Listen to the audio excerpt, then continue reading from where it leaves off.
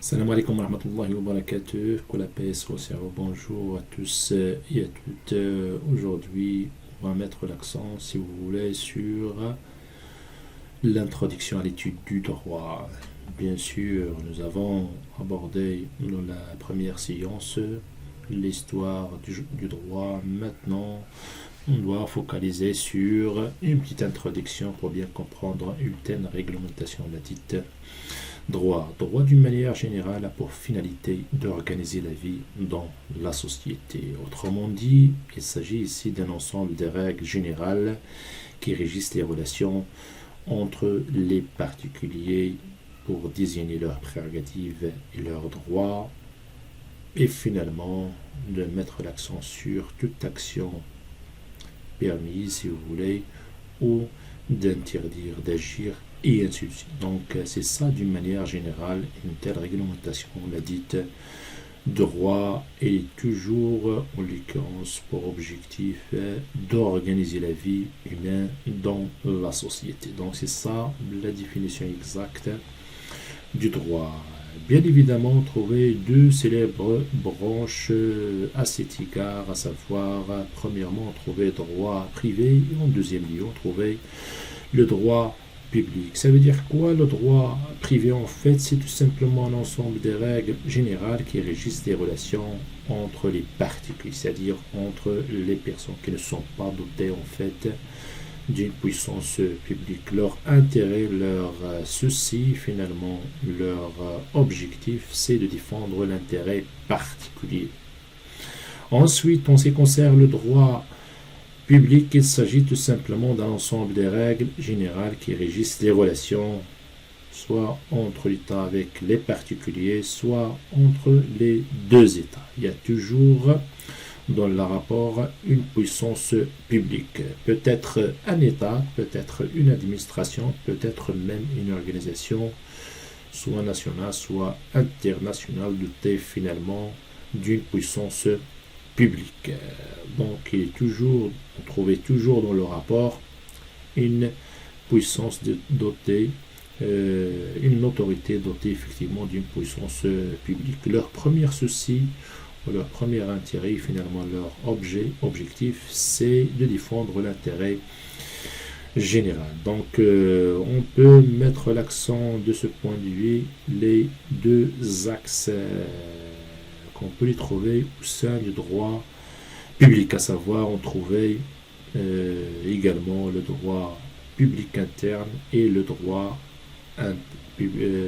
international public. En ce qui concerne le droit public interne, il s'agit effectivement d'un ensemble des règles générales qui régissent les relations et les rapports dans l'État. Trouvez toujours l'État dans le rapport, mais les rapports ils sont toujours dans l'État, ils sont étatiques. On peut trouver les trois grands axes de discipline, à savoir le droit constitutionnel, puis le droit administratif, finalement le droit financier ou les finances publiques. En ce qui concerne le droit constitutionnel, il s'agit tout simplement d'un ensemble de règles générales qui visent la structure de l'État. Quand on parle et quand on met l'accent de la structure de l'État, on met l'accent également sur les trois grands pouvoirs. C'est grâce à la Constitution qu'on peut déterminer le travail de tout pouvoir.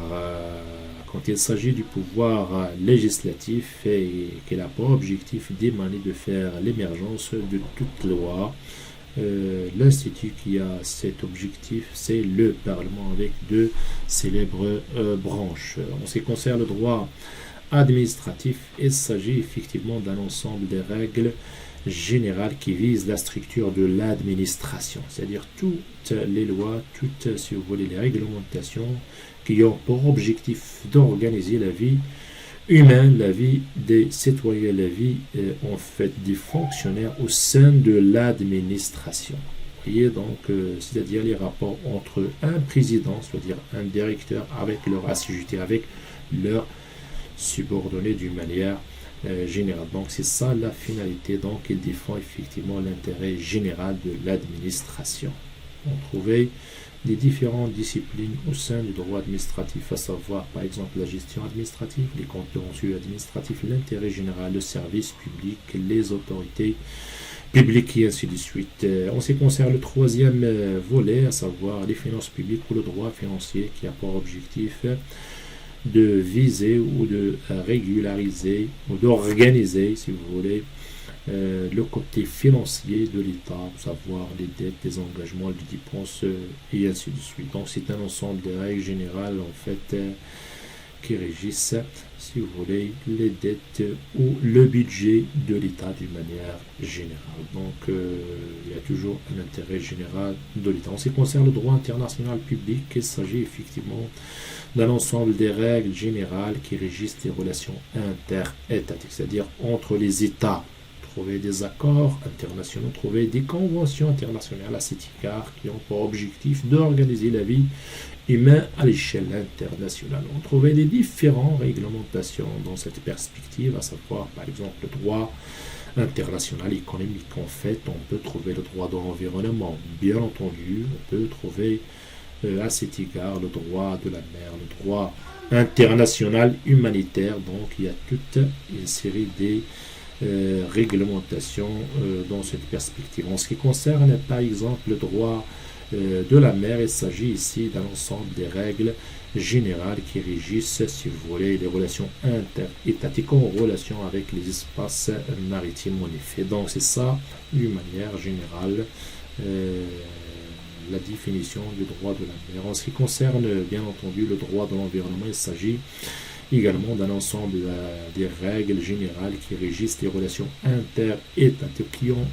pour objectif, si vous voulez, de déterminer et de prévenir tout environnement, soit le côté aérien, soit le côté maritime, soit le côté terrestre. En ce qui concerne effectivement le droit international économique, il s'agit effectivement d'un ensemble des règles générales qui régissent les relations interétatiques, mais dans la sphère du commerce et de l'économie internationale, toujours supervisé par les grandes conventions comme celle de l'FMI, le Fonds monétaire international et même l'OMC, l'Organisation mondiale de commerce, qui ont pour objectif, si vous voulez, d'émaner des différentes règles, des différents textes internationaux qui ont pour objectif d'organiser la vie économique internationale d'une manière générale. Donc c'est ça effectivement le souci du droit international public. En ce qui concerne effectivement le volet du droit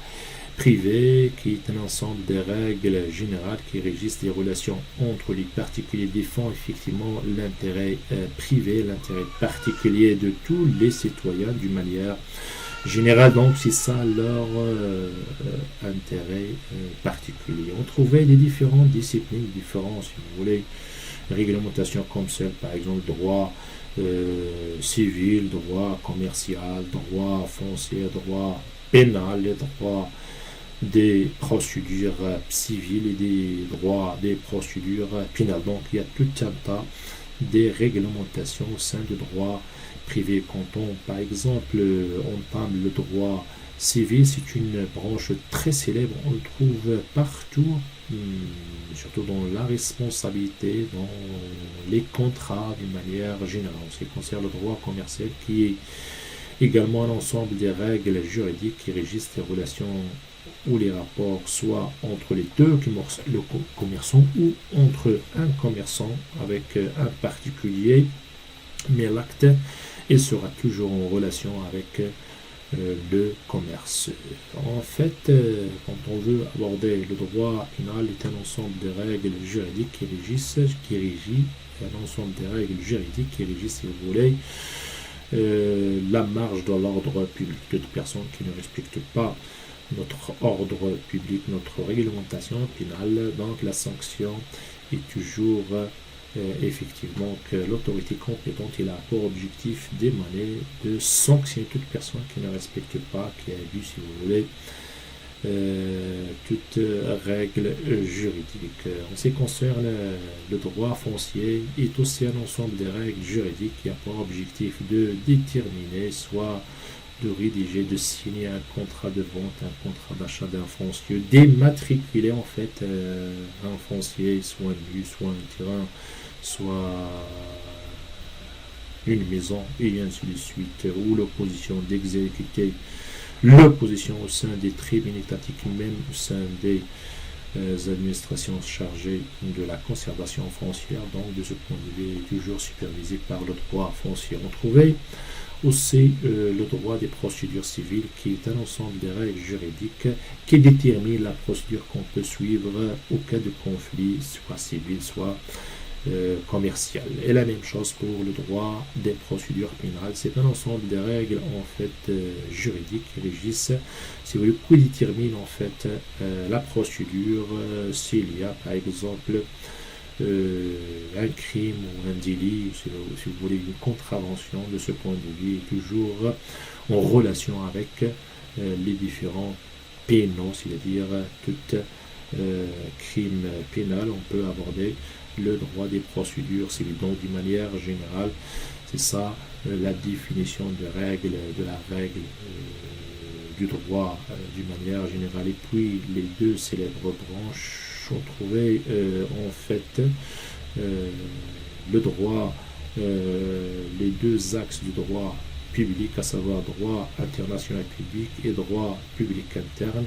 Et dans l'autre volet, en fait, on trouvait les différents volets axes émanés par le droit privé. Maintenant, on doit tarder en quelque sorte sur la règle du droit. Comme disait le grand doyen, c'est-à-dire un grand juriste Carbonnier, il n'y a pas de règle juridique par nature. C'est-à-dire il faut toujours évoquer, aborder bien entendu la société pour bien comprendre une telle réglementation, la dite règle juridique. Donc d'une manière générale, la règle juridique en fait c'est un ensemble des règles de conduite sociale qui ont pour objectif effectivement d'organiser la vie humaine dans la société. Toute personne qui ne respecte pas les règles juridiques, l'autorité compétente peut tarder sur l'émanation de différentes sanctions, soit punitives, soit exécutoires, soit dans l'autre côté. D'une manière générale, effectivement, donc la règle juridique a pour objectif d'organiser la vie humaine dans la société comme la morale, comme la religion, comme la bienséance en fait. On peut tarder dans cette perspective sur trois grands caractères de la règle juridique, à savoir la règle générale, puis la règle obligatoire et finalement la règle coercitive. En ce qui concerne la règle générale, j'aimerais bien tarder sur la nomenclature comme désignée, comme effectuée par le législateur. On trouvait, et effectivement, le législateur écrit nul, tout, chacun, qui désigne la généralité. On trouvait dans les différents textes juridiques, non seulement dans la sphère du droit pénal, mais aussi dans les autres sphères comme le droit commercial, le droit civil et ainsi de suite. Par exemple, en abordant la deuxième article du droit pénal, nul ne peut invoquer pour seule excuse l'ignorance de la loi pénale et désigné dans l'article 2 du droit pénal marocain. Ce caractère général est là pour finalité de déterminer l'équité et l'égalité entre tous les citoyens devant la loi, devant effectivement la justice. On trouvait d'autres caractères, à savoir le caractère obligatoire. Bien sûr, on ne peut pas parler d'un tel caractère général sans qu'on tarde finalement sur le caractère obligatoire, c'est-à-dire toute règle juridique émanée par le Parlement, faite par le pouvoir législatif, donc il doit être doté d'une obligation pour qu'il sera compatible, qu'il sera applicable d'une manière générale. On trouvait le troisième caractère, c'est-à-dire le caractère coercitif, c'est-à-dire que toutes les règles juridiques doivent être dotées d'une coercitivité, c'est-à-dire d'une sanction. Toute personne qui ne respecte pas la règle juridique, donc l'autorité compétente, soit de l'Qaïd, soit de l'autorité, si vous voulez, des procureurs du roi, soit de la police judiciaire, soit de la police portuaire, qui ont cet objectif d'émaner, de sanctionner toute personne qui ne respecte pas la loi d'une manière générale. Et finalement, on peut aborder la différence entre la règle juridique ou la règle de droit avec les autres règles, comme celle par exemple de la règle de la morale et même la règle de la religion. En ce qui concerne la règle de la religion, en tant qu'étant musulmane, on inspire les différentes règles juridiques dans le Coran, dans la Sharia. Donc on peut dire là-dessus que les règles juridiques seraient euh, les règles religieuses seraient aussi des règles du droit aux règles juridiques. Parce qu'en fait, on trouvait toute inspiration au sein du Coran, au sein de la Sharia. Mais la différence entre les deux, c'est que la règle juridique, on trouvait toujours la sanction externe. C'est l'autorité qui a pour objectif de tarder sur fonction au cas d'abus, au cas, si vous voulez, de viol à l'égard des règles juridiques. Bien entendu, en ce qui concerne la règle religieuse, la sanction est toujours interne, c'est le remords. C'est notre relation avec le divin. C'est la même chose pour les règles de la morale, comme disait Batan. Donc, les règles, si vous voulez, de la morale seraient aussi des règles juridiques, mais non l'inverse. Parce qu'on peut trouver au fil du temps les règles de la morale qui se transforment, se transférer en fait envers les règles juridiques qui seraient toujours applicables et seraient toujours dotées des trois grands caractères, caractère général, puis caractère obligatoire et finalement caractère coercitif, c'est-à-dire doté d'une telle sanction au cas d'abus. Donc la différence entre les deux règles, la règle religieuse et la règle de la morale et la règle